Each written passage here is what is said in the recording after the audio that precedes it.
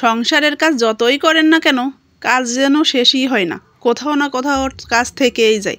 Hello everyone, আসসালামু আলাইকুম। কেমন আছেন সবাই? আশা করছি সবাই খুব ভালো আছেন, আর আলহামদুলিল্লাহ আমিও ভালো আছি।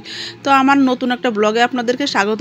মাত্র দুদিন আগে আমি এগুলো মুছে সুন্দর করে রেখেছিলাম, আর দুদিনের ব্যবধানে এগুলোতে এত বেশি ধুলা ময়লা পড়েছে যে তা মনে হচ্ছে যে 1 মাস থেকে মনে হয় আমি এগুলো ক্লিন করি না। আসলে কি টিনের ঘর তো, আর ফাঁকা আছে, আর রাস্তার পাশে যেহেতু আমাদের বাড়িটা, তো এত বেশি ধুলাবালু আসে যা বলার না। প্রতিদিনই এগুলো মুছতে হয়।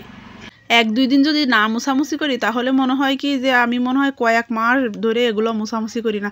তো এই বইটা আমার মেয়ে কয়েকদিন আগে কিনেছিল, নামাজ শিক্ষার বই। তো এগুলো এখানেই রেখে দিয়েছে। আর এই যে এটা ফোমটা দেখছেন, এটা আমার হাজব্যান্ড যাওয়ার আগে রেখে গিয়েছিল।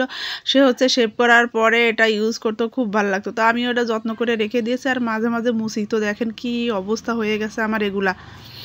আসলে আমরা মেয়েরা ঘরটাকে এত সুন্দর করে সাজাতে খুব বেশি পছন্দ করে। আমি না, সব মেয়েরাই মনে হয় যে ঘরটাকে স্বর্গ বানিয়ে রাখি। সে ঘর যেমনই হোক, হোক মাটির, হোক টিনের, অথবা বিল্ডিং, সবাই মনে করি যে এটা আমাদের খুব শখের জায়গা। তো আমিও তার ব্যতিক্রম না। আমি সবসময় এগুলো ক্লিন করে রাখি আর একটু সাজিয়ে গুছিয়ে রাখার চেষ্টা করি। আমার ঘরটা যেমনই হোক না কেন, এটা আমার শান্তির স্থান।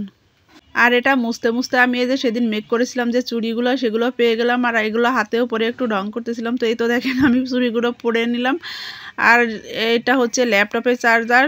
তো আমার ল্যাপটপটাও আমি মুছে সুন্দর করে ওখানে রেখে দিব, যেহেতু আমার আর ল্যাপটপের জন্য এক্সট্রা কোনো টেবিল নাই। তো আমি ওয়ার্ড্রপের মাথার উপরে ল্যাপটপটা রাখি, আর যখন আমি কাজ করি তখন ওটা ওখান থেকে এনে যেখানে আমার মেয়ে পড়ে রিডিং টেবিল, ওখানটাতেই কাজ করি। তো কি আর করার, আসলে আমার ঘরে মোটেই স্পেস নাই যে আমি একটা ল্যাপটপের জন্য টেবিল নিব। আর এই ওয়ার্ড্রপটা আমি যখন আপনাদের ভাইয়ার সঙ্গে ঢাকাতে থাকতাম, মানে আপনার ভাইয়া যখন সাভার ক্যান্টনমেন্টে থাকতো, তখন আমি বাসায় ছিলাম। তো এই ওয়ার্ড্রপটা তখন কিনেছিলাম শুধু মাত্র ইউজ করার জন্য, কিছুদিনের জন্য আর কি।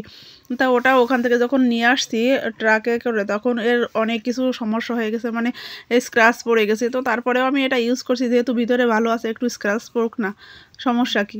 আর আমি যখন নতুন ঘরে বা বিল্ডিংয়ে উঠে যাব, তখন আমি এগুলো অবশ্য চেঞ্জ করে নিব। আপনারা অনেকেই বলতে পারেন যে আসলে কেমন স্ক্র্যাচ পড়ছে, তাও কি হয়েছে বলুন, ইউজ তো করা যাচ্ছে, সব সমস্যা কি।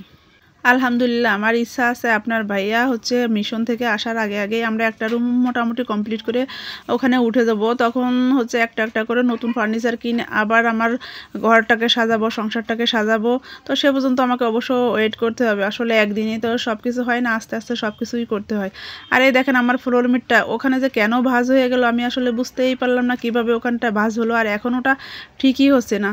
তো এভাবে থাকতে থাকি, আর কি করার। তো সব কিছু মোছামুছি করার পর ভাবলাম ঘরটাকেও আমি ঝাড়ু দিয়ে একবারে ক্লিন করে তারপরে রান্না করতে যাবো। তো যেই ভাবা সেই কাজ, আমি ঘরটাকেও ঝাড়ু দিলাম। আজকের ব্লগটা এখানেই শেষ করছি। সবাই ভালো থাকবেন, সুস্থ থাকবেন। আল্লাহ হাফেজ।